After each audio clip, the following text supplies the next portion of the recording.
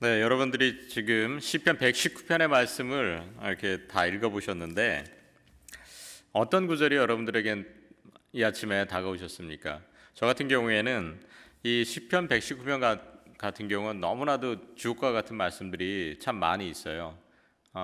오늘 아침에 읽으면서 제가 148절의 말씀이 이게 눈에 들어오는데, 주의 말씀을 조용히 읊조리려고 내가 새벽에 눈을 떴나이다. 네. 여러분들이 이 새벽에 지금 주님 전에 나왔는데 왜 나왔을까? 주의 말씀을 읊조리려고 이 자리에 나온 거 아니겠습니까? 이 시간에 그 주님의 말씀을 사모해서 이 자리에 앉아 계신 여러분, 또한 이 인터넷을 통해서 함께 이 말씀을 묵상하는 모든 성도 여러분 위에 우리 주님의 크신 은혜와 사랑이 가득 부어지기를 간절히 소망합니다. 자, 시편 119편의 말씀을 우리가 읽을 때에는요, 좀 특징을 좀 살펴보면서 이것을 보면은 좀 이해하기가 좋습니다. 왜냐하면 워낙 길어요. 그렇죠? 176절까지 나와 있잖아요. 그러다 보니까 읽다 보면은 이제 앞에 내용이 어떤 내용이었지 잊어버리고 이렇게 쭉 흘러가는 경우들이 있기 때문에 이 시편 119편은 어떤 틀을 가지고 특징을 우리가 알면서 보면은 참으로 이해하는데 참으로 좋습니다. 은혜가 더 돼요. 시편 119편 같은 경우에는요, 세 가지 특징이 있다고 보시면 됩니다. 첫 번째 특징은 뭘까요? 여러분들이 보신 것처럼 시편 가운데에 뿐만 아니라 성경 가운데 가장 긴 절이 바로 장이 바로 시편 119편입니다. 가장 길다라는 거예요. 두 번째 특징은 뭐냐면 이 시편 119편을요 답관체라고 합니다. 답관체라고 하는 것은 그 알파벳 시편이라고 여러분들이 생각하시면 돼요. 히브리어는요 알파벳이 자음이 22개가 되어 있습니다. 우리 영어의 알파벳 A, B, C, D 이렇게 나온 것처럼 히브리어 알파벳이 있는데 자음이 22개예요. 이 자음 22개를 하나씩 배치를 해서 이 시편을 썼습니다. 그래서 알파벳 시편이라고 그래요. 예를 들자면 1절을 시작할 때에는 히브리어 자음의 첫 번째인 알레프라는 그 단어를 딱 넣고 시작을 합니다. 그런데 이게 아주 규칙적입니다. 자음이 몇 개라고 그랬죠 제가? 22개라고 그랬잖아요. 이게 총 몇 절까지 나와 있죠? 176 나누기 22는 몇 절입니까? 석장로님 수학. 네, 8. 그죠? 176을 22로 나누니까 8. 그죠? 1절부터 8절까지가 1절에 그래서 알레프가 나오는 거예요. 그러면 알파벳은 어디부터 시작할까요? 9절에 두 번째 알파벳인 알레프 다음에 베이트라는 게 나오거든요. 베이트를 거기다 딱 배치를 하는 거예요. 그래가지고 그거를 8절씩 끊어가지고 1절, 9절, 그 다음에 17절 이런 식으로 해서 뚝뚝 알파벳을요 하나씩 이렇게 적어놨습니다. 그래서 22개 알파벳이 딱 나오다 보니까 절수가 176절이 나오는 거예요. 그래서 그 내용도 보면은 8절씩 이렇게 끊어서 여러분들이 읽어보시면 훨씬 더 이해하기에 도움이 됩니다. 그리고 시편 119편 같은 경우에는 여기에 특징이 나오는데 단어가 여러분들이 쭉 묵상하시다가 반복되는 단어를 많이 보실 겁니다. 어떤 단어가 여러분들 가장 눈에 많이 들어온 것 같습니까? 여러분들 눈에 어떤 단어가 가장 많이 들어오셨어요? 그렇죠. 말씀이란 단어예요. 말씀. 그래서 시편 119편을 말씀 시편이라고 합니다.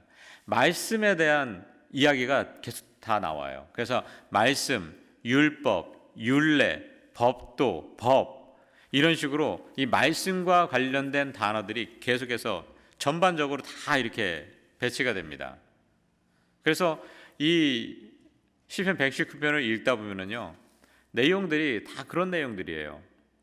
인생의 복은 무엇인가? 하나님 말씀과 연결되어 있다. 우리 1절의 말씀을 다시 한번 읽어보면 이렇게 나오잖아요. 행위가 온전하여 여호와의 율법을 따라 행하는 자들은 복이 있으며. 자, 1절부터 8절까지 내용은요, 어떤 거냐면 인생의 복은 하나님의 말씀과 연결되어 있다는 걸 고백하고 있는 걸 보게 됩니다. 그래서 여기서 보면은 복이 있으며 그렇게 나오죠. 마지막 절에 1절 마지막 절에 복이 있다라는 얘기가 나오잖아. 이 복이 있다라는 게 그 단어 히브리어 언어로 보면은요, 에쉐르라고 나와요. 에쉐르. 근데 에쉐르라는 단어는 어떤 뜻이냐면 어떤 단어에서 나오면 아샤르라는 단어에서 동사에서 나온 단어거든요. 그러면은 복이란 뭔가를 우리가 알 수 있어요. 에쉐르라고 하는 것은 복이 있다, 복이라는 단어인데 아샤르라는 단어는요, 바르다, 똑바로 걷다는 뜻이에요. 동사가 거기서 나온 겁니다. 그럼 복이란 어떤 걸까? 복은요, 내가 바르게 똑바로 걷는 겁니다. 어떻게 걷는 거냐? 하나님의 말씀에 따라서 하나님의 말씀의 기준을 우리가 정해놓고 똑바로 걸어가는 게, 그렇게 살아가는 사람에게 하나님의 복과 은혜가 부어진다라는 거예요. 그러니까 복이란 어떤 건가? 다른 것을 추구하며 살아가는 것이 아니라 하나님 말씀 안에 똑바로 걸어가는 거면 우리에게 주어지는 게 바로 복이라는 겁니다. 성경이 그렇게 말씀하고 있는 거예요. 그래서 1절부터 8절까지는 인생의 복은 하나님의 말씀과 연결이 되어 있다.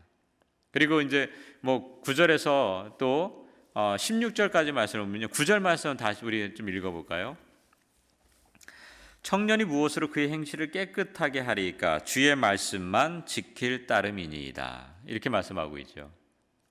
자, 여기에서 보면은요, 9절부터 또 16절까지 말씀을 딱 읽다 보면 어떤 얘기가 나오냐면 행실에 대해 나오잖아요. 삶의 기준, 우리가 어떻게 살아가야 되냐, 그 삶의 기준은 무엇이 되어야 된다? 하나님의 말씀이 되어야 된다라는 것을 고백하고 있는 겁니다. 그러니까 이 시편의 말씀들을 우리가 쭉 읽다 보면은요, 어떤 거냐면 계속해서 말씀과 우리의 삶의 관계에 대해서 계속해서 연결해서 설명하고 있습니다. 고백하고 있는 거예요. 고난 가운데도 어떻게 된다고요? 고난 가운데도 말씀을 봐야 된다. 우리의 간구도 어떤 말씀의 기준이 되어야 된다. 여러분들이 그런 특징을 이렇게 살펴보시면서 이 시편 119편의 말씀을 읽다 보면은요, 큰 은혜가 되리라고 저는 생각을 합니다. 우리가 말씀을 읽을 때에 가장 중요한 것은 뭐냐? 말씀이 우리의 삶과 무관하지 않다라는 거예요. 이 시편 119편의 기자가 고백하는 게 바로 그겁니다. 말씀이 우리의 삶과 동일시하고 있습니다. 이 말씀은 무엇입니까? 하나님이잖아요. 그렇잖아요. 이 말씀과 떨어져서 살아가지 않는 그 인생을 고백하고 있는 것을 우리가 살펴볼 수가 있습니다. 여러분들의 삶은 어떠십니까? 우리의 삶은 하루를 살아가면서 말씀의 기준에서 말씀의 빛으로 나를 계속해서 비춰보면서 그렇게 살아가고 계시는지, 이걸 한번 돌아볼 필요가 있습니다. 시편 119편 115절 말씀, 우리가 너무나도 잘 아는 말씀이잖아요. 주의 말씀은 내 발의 등이요 내 길의 빛이니이다. 항상 주의 말씀으로 우리의 발을 한 걸음 한 걸음 내딛는 그 발걸음을 비춰보면서 우리의 길들을 비춰주시는 그 말씀 가운데 우리가 살아갈 수 있어야 된다는 겁니다. 오늘 하루를 살아가실 때 여러분들이 주의 말씀, 이 말씀과 동행하시면서 이 말씀의 기준대로 살아가시면서 이 말씀이신 하나님과 그 친밀함을 유지하면서 하루를 살아갈 수 있게 되는 저와 여러분들이 되시기를 주님의 이름으로 간절히 축원합니다. 기도하시겠습니다.